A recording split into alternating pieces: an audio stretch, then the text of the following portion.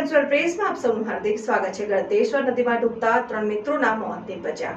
ગળતેશ્વરમાં અમદાવાદથી ફરવા આવેલા 4 યુવકો ડૂબ્યા, જેમાં સ્થાનિક તરવૈયાઓ એકને ડૂબતા યુવકને બચાવ્યો, જ્યારે 3 યુવાનના મૃતદેહ મળ્યા।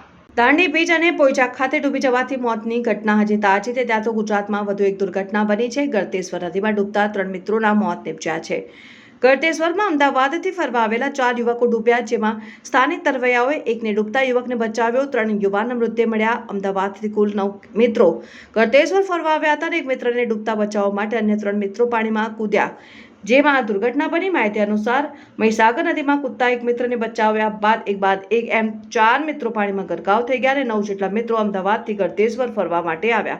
ગળતેશ્વર નદીમાં નાહવા આવેલા મિત્રોમાંથી 4 લોકો પાણીમાં ડૂબ્યા છે, જેમાં એક યુવકને સ્થાનિક તરવૈયાઓએ બચાવ્યો તો 3 લોકોના મૃતદેહ સ્થાનિક તરવૈયાઓએ બહાર કાઢ્યા।